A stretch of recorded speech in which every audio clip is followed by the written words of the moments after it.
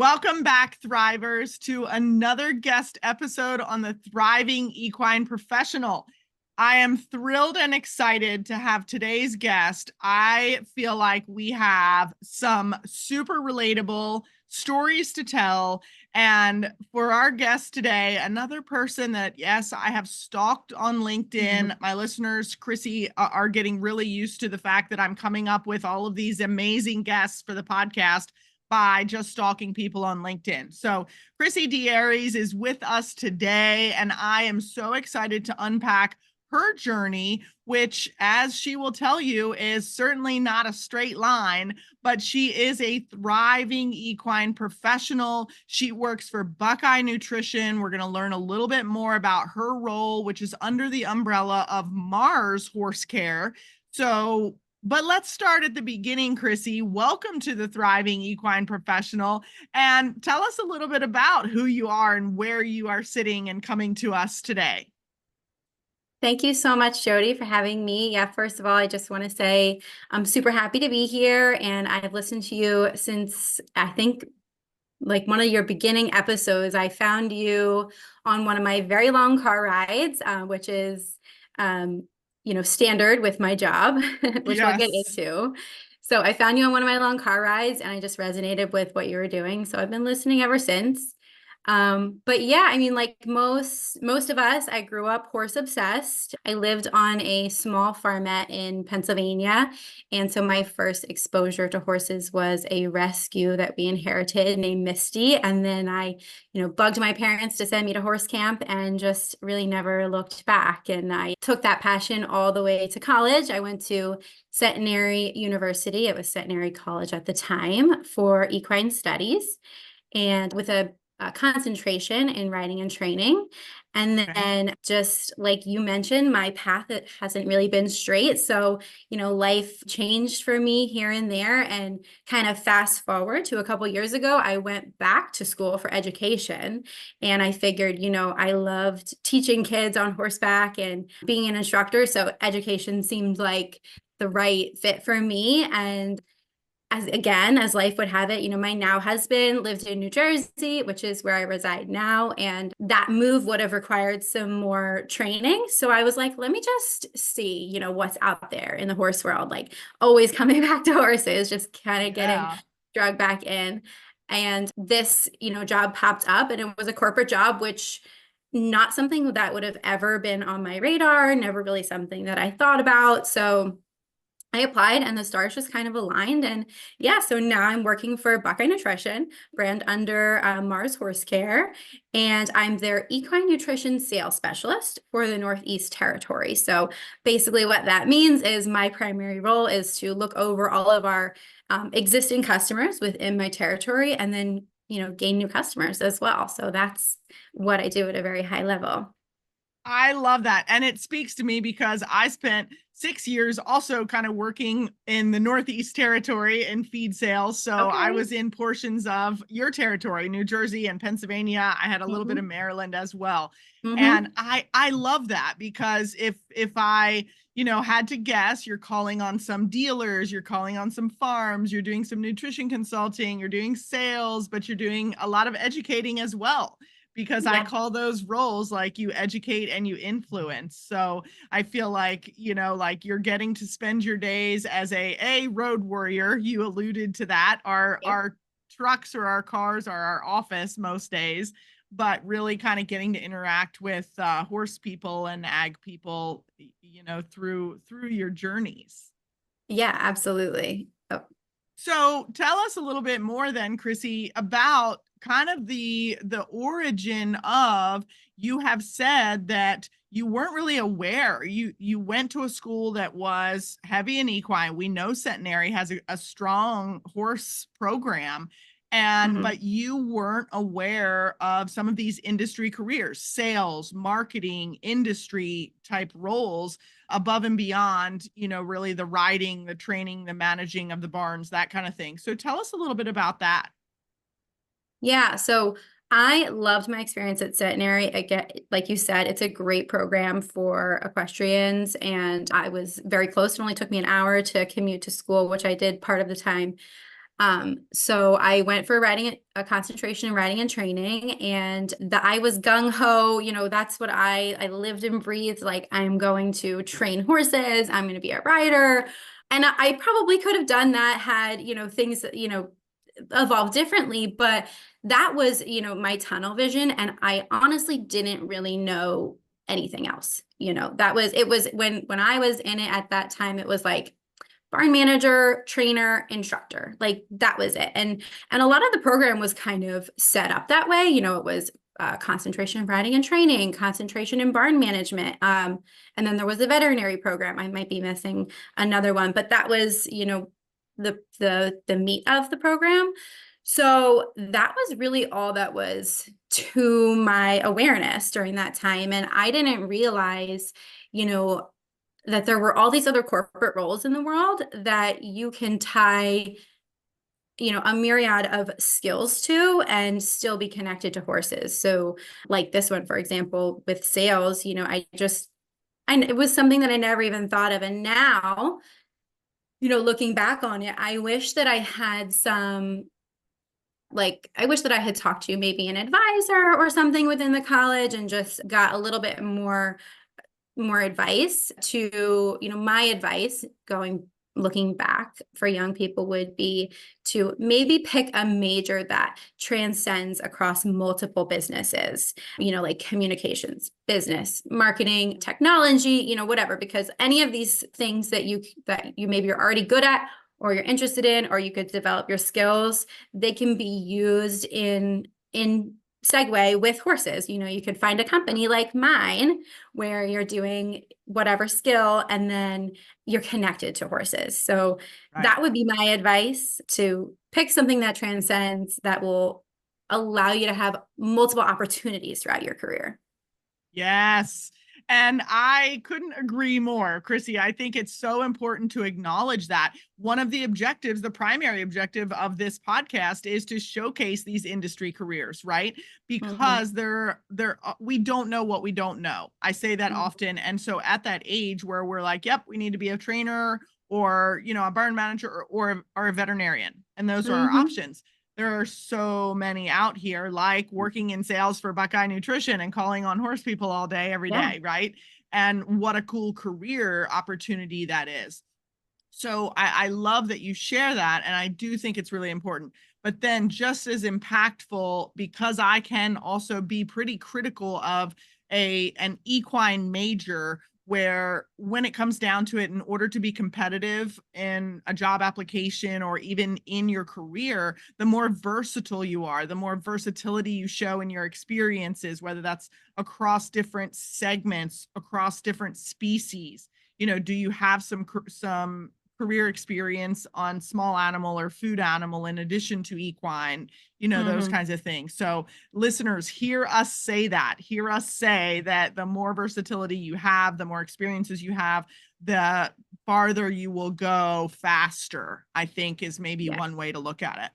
Now, Krissie, one of the biggest pieces of advice that you share, and I felt like, you and I were just singing from the same hymn book, as I like to say, it's a quote I have repeated often. And you said, hard work beats talent when talent doesn't work hard.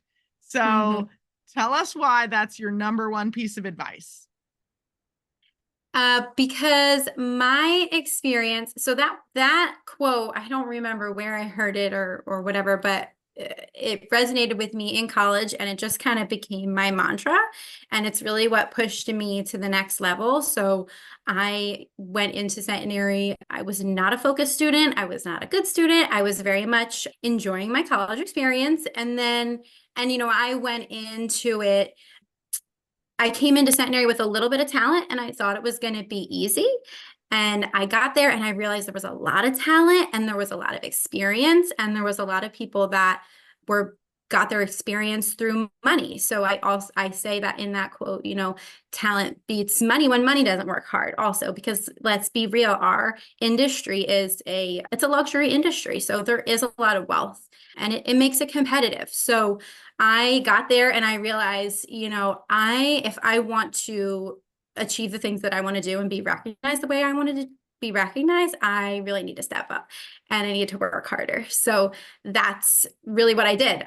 There wasn't anybody that could, outwork me. I just, I acknowledged all my teachers. I smiled harder. I cleaned my tack better. I showed up early, and, I got respectable grades. And then I was, nominated for so many things and so many opportunities. I set every goal, for myself, or I accomplished every goal I set for myself.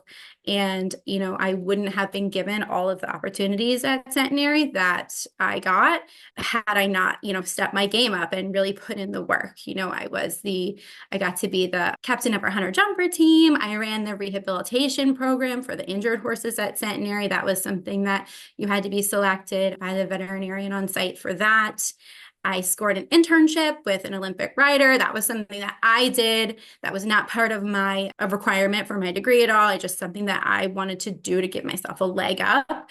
So yeah, all of these things, I just decided like I was going to work harder than anybody else. And it helped me. So yeah. Yeah, for sure it helped you.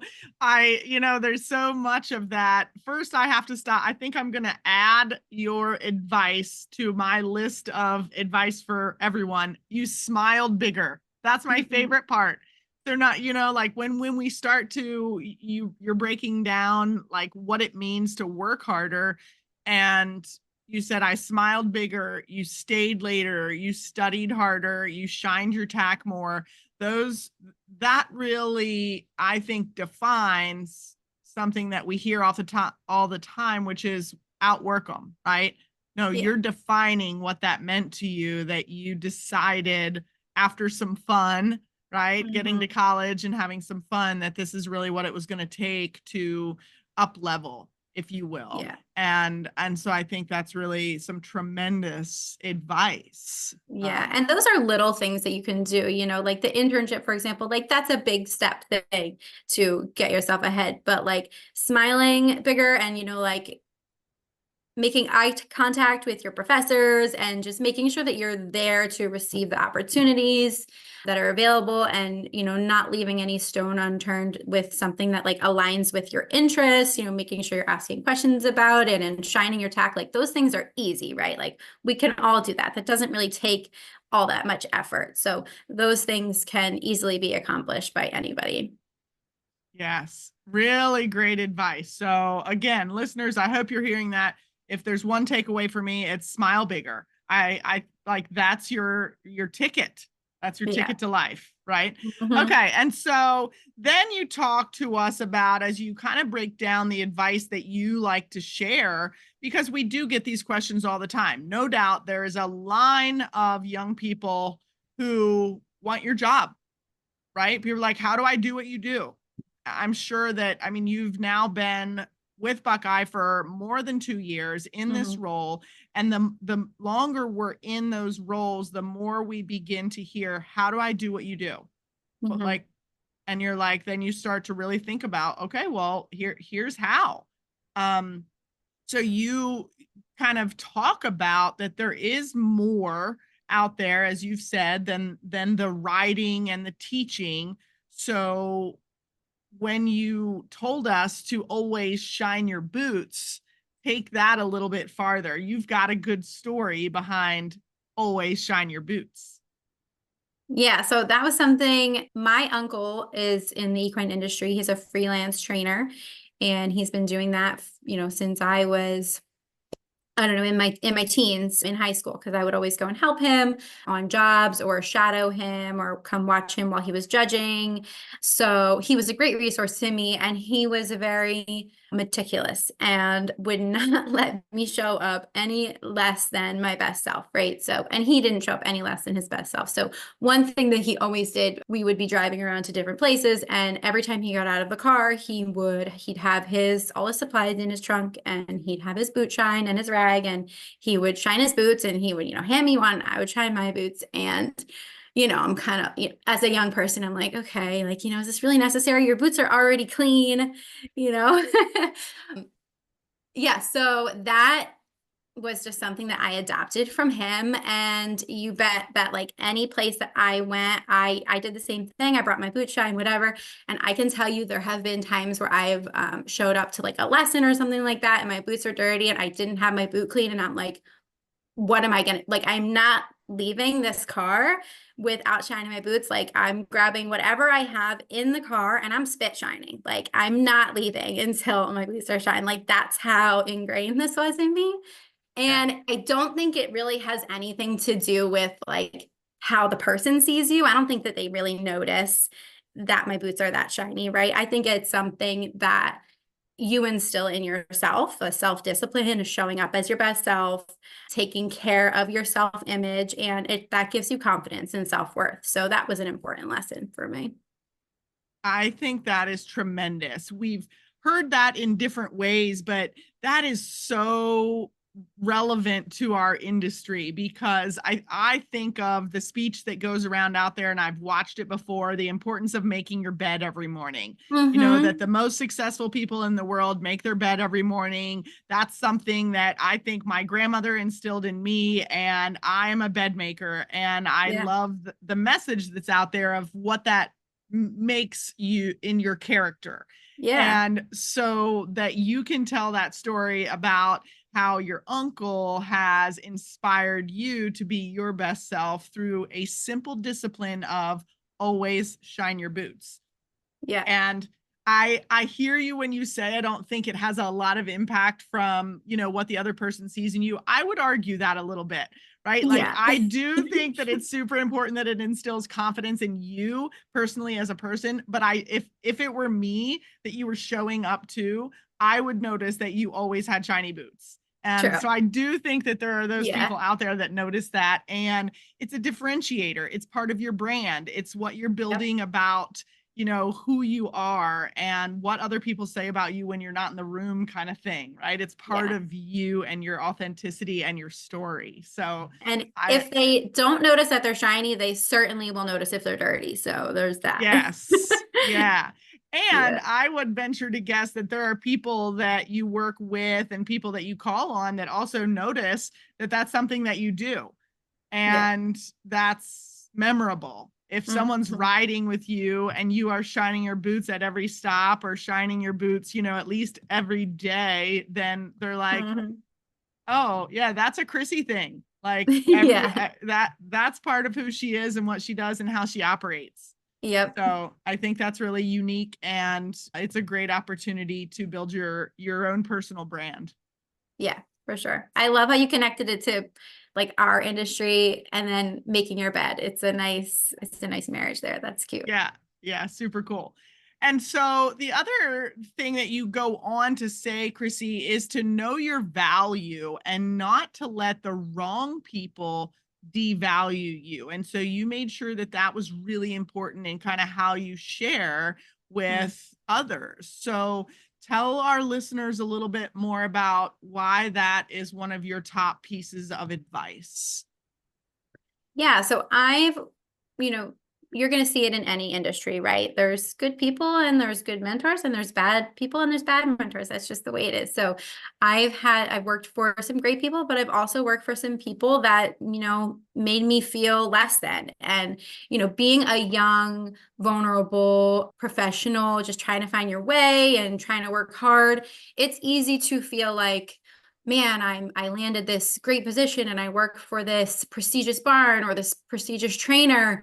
I don't feel like I can leave this. And even though they treat me poorly or overwork me or ask things of me that, you know, I don't feel comfortable with, or whatever the situation, you feel like you need to stay there. I don't think that's true. And, you know, in my case, I wish I would have left situations sooner that I wasn't being treated right, you know? And I feel like we all start at this level of like, we're all mucking horse poop, right? Like, that's how we start Yes. out. Like, we all start out at the bottom and we all work our way up from like cleaning stalls to grooming to whatever, you know, up the ladder it goes. But like that person that's picking up horse poop or whatever, they need to be treated with the same respect. And like, you're a person that shines your boots. You know, you get out of the car and shine your boots every day, and you bring value to whatever job you're at. So don't let somebody that you maybe looked up to treat you less than. Like, you can bring value to a different trainer, a different barn, and there's going to be better people out there to help mentor you and help guide you and help, you know, grow your confidence and find a better place for you in their program. So I wouldn't let those kind of situations hold you down. I would just, you know, move on from that and find something that resonates with you. Such good advice that I think that as we are moving through what I call the great reconnection after the disconnection of the last decade or two, that we are in a 4-generation workplace and work just looks different. And so for our generations, what we are demanding is value and respect, and the definitions of work ethic and what we do and how we do it and what we answer to and the type of culture that we are willing to work in or not work in. We're redefining all of those things because we spend so much of our time at work. And so it shouldn't be somewhere where we don't feel valued, relevant, safe, respected, any of those things. And I think that's really important. While at the same time, we're not saying you shouldn't work hard, because Absolutely. we should. Yeah. We should all be there to work hard and to learn and to work from the bottom all the way up and earn what we achieve. But at the same time, if the culture's not right for you, the culture's not right. And Absolutely. that is hugely important in who we are and who we will become. So take the time to go find a culture that fits, because it's not going to look the same for everyone. Absolutely. And you know, you have some really great experience, because some of the other conversations that I think we all have now are in our industry. You know, do you want to work for a small company? Do you want to work for a mid-sized company? Do you want to work for a big corporate? Is it an independent type environment where, you know, you really kind of have a lot of say in everything that goes on? Is it a big company where you feel like you've got some great benefits, but it's a very structured learning and development and career ladder situation? Those are all things that we learn along the way. You're not going to come out of college knowing, oh yeah, like this is my career ladder. Set some goals, but it's going to change. That ladder is not a straight up and down vertical ladder, right? Yeah, absolutely. And like working in the corporate world, that company culture is it's very big in the corporate world, especially in today's day and age. And you're very much more protected in the corporate world. Like those things that you mentioned, being safe and being valued, those things are daily things that we talk about in the corporate world, but that's not so much highlighted like working at a barn. And so I feel like, you know, as a young woman or a young man working in the barn, you really have to advocate for yourself, and you have to pick the right places where you feel safe and you feel appreciated, because I think that is, I mean, you could run into that anywhere, but just, you know, that is something to keep in mind. It's something that can be taken advantage of a little bit more working at a barn without those corporate structures. You know what I mean? You don't have HR and you don't have those kind of things in place. So just making sure that you're your best advocate, you know what you bring to the table. And the equine world is hard. You know, you talk about it a lot on your podcast. Like, if you're going to work in the equine world, you have to have grit. You have to be able to work hard and not be afraid of hard work. And that's not what we're saying here. It's just that, you know what you're worth, and you need to be treated in compensation for that. Yes. Well said. Well said. So you mentioned mentorship, and that's a word that I pick up on. And so you know, we can all have, you said we can all have great mentors. We can all have some poor mentors. So what has that meant to you? And is there any specific advice that you would have around mentorship, identifying people that are great mentors, and how you go about kind of, you know, achieving and working through a mentorship type relationship? What's been your experience? Yeah, so I touched on it a little bit. Like with college, I feel like I had blinders on that I wanted to do this one thing. And so I wanted to be a trainer. And so I wasn't really seeking out the right answers because I guess I felt, I knew what I wanted to do and I didn't need any outside help. But that would be a piece of my advice is, even if your heart is gung-ho on one thing, which is great, just keep your ears open to other possibilities, and even just maybe reach out to a school advisor or a professor that you trust and work well with, and just pick their brain and see, like, this is the path that I want, but what are the possible downfalls to this? Like, does this path pigeonhole me? Does it provide opportunities for me? Is there growth here? Like, if my path changes, will this role, will that roll with my future, or will I maybe have to start all over? Which is okay if you do have to start all over, because I'm proof of that. It's all right. You can always rebound. But I would just have those conversations, be open to learning all the possibilities that are out there before you jump in with both feet. Right. Good. Great advice. And I think that's really important to hear, right? We talk a lot about mentorship, but I'm not sure that we're doing the best job championing it and helping others, especially those that are younger than we are and stepping into the industry, making the student to professional transition or early career. How does one find a great mentor? And then how do you nurture that relationship? It's not just, hey, will you be my mentor? There's some work involved in that. So yeah. And I got lucky because I mentioned my uncle, he was a mentor to me and he had a great impact on me just with that work ethic piece. And so I was kind of lucky because I had a built-in mentor and a family member, but maybe just finding people that you connect with, the feeling, when you meet somebody and you just jive with them, and somebody that you feel like you can trust, whether it's a barn that you're teaching summer camp at, or teaching lessons at, or maybe it's a parent of somebody that you're a student that you teach lessons to, just somebody that is older than you that you could bounce some ideas off of. Just, finding somebody that you click with, maybe, because it isn't always easy to find a mentor, so I think finding somebody that you just feel safe to say, like, hey, I have these thoughts, can you help me with this? And then, people, like I said before, the right people will find you and see you and be willing to help develop you. And they'll know, just by you taking that first step in reaching out, they'll know, hey, this person needs like a wing to hang under. So, and they'll help you with that. So I think that just maybe taking that first step, like getting uncomfortable and taking that first step and reaching out to somebody, is going to go a long way.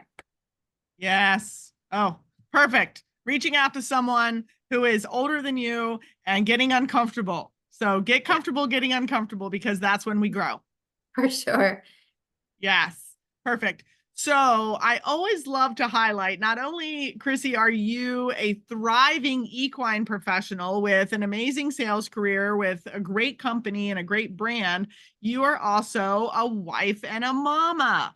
So how do you balance all those things? Like, you've got a pretty new baby, you've got an older child, you've got a lot going on. And I know that our listeners want to know that it can be done.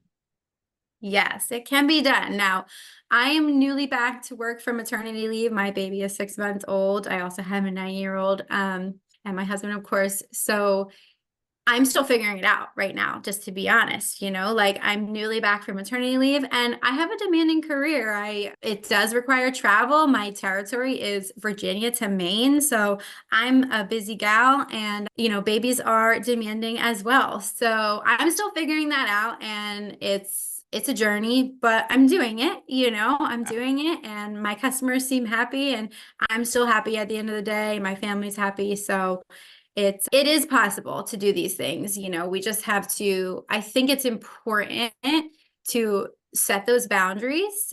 We could work into the wee hours of the night, especially in sales. It's not really a job that shuts off at 5 o'clock. So it's very easy to work around the clock, but you have to set boundaries in place when you have a family because, that's your priority as well. So Yes. And I said recently, I think that I've kind of defined it as, all these roles in our life, they deserve some of our best time, energy, and attention, right? Your yeah, family deserves some of your best time, energy, and attention. And that does require boundaries because it's very easy that we give all of our best time, energy, and attention to our work, to our mm-hmm. role, because we Mm-hmm. spend so much time, so much of our waking hours, especially with the people that we work with and for and who we're calling on, customers, colleagues, clients, that kind of thing. So I Yeah. wanted to highlight, what a special time in your life it is that you're kind of bringing all of these roles together and Yeah. how intentional that is to do and do well. Yeah. And I think it's important too to work for somewhere that brings you joy, because if you're working for somewhere that's not bringing you joy, that's draining you, that's a long period of time that you're dedicating, and that's a lot of energy that that's taking out of you. So then at the end of the day, you're not going to have those moments of time that you mentioned for, your loved ones. So working somewhere that lifts you up and makes you feel good and makes you full, fills your cup, is really important to help that balance. Beautiful. Yes. Well, congratulations to you, because a baby at 6 months old and covering that kind of territory, I know that ain't easy. It's hard enough for me, and I have canine kids rather than human Yeah. children. So yes, props to you for that. But there's another personal endeavor that you have that I'm fascinated by. So I want you to tell our listeners a little bit about Digital Downsize Family. What's the story behind that Digital Downsize Family, Krissie? Yeah, so that's really fun for me. That's like my passion project right now. One of my goals this year was just to invest in some of those passion projects that I put on the back burner for a long time. So I just decided to go for it. So the background of that is, my husband and I, like you said, we have a 9-year-old, and we've struggled with technology and devices and screen use, and it's prevalent in our world now. So it's what our world runs on, really. So we, have had these struggles, and we were thinking, going back and forth all the time, is this just us? Or does anybody else have these difficulties? And then I just invested the time to learn about it. And it's not just us, it's a societal issue. It's a huge issue amongst our nation's youth. And it's really important that families start to get aware to screen use and the dangers that surround that. So, the CDC just released guidelines on proper screen use. So it's really coming to a head now. I think it's really going to be something that's talked about more and more. So I just decided to make these social platforms to talk about my personal journey. I hope to give people some information and resources and, just shed some humor and light to the situation, because it is difficult to navigate technology and devices with young kids and teenagers. And I, maybe just to help people feel like they're not alone, like I was feeling and my husband were feeling. So that's kind of my mission with that. Well, I found it fascinating. I checked out the website and I just Oh, love the great. story and how you have defined the importance of boredom.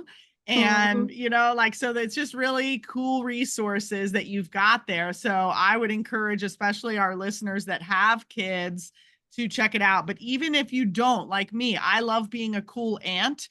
And I'm also hugely passionate about our need to reconnect in a world that is overly connected from a technology perspective, but we've completely really lost our ability to connect as humans.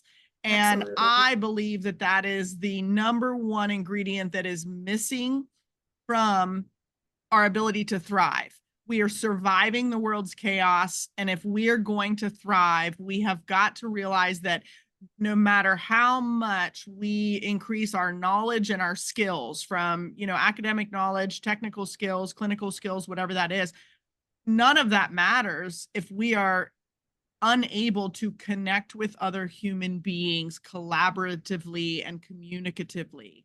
And so there's so much value to what you do. So let's steer our listeners there while we're talking about it. You've got a website, right? So share the website and where they can find you on socials.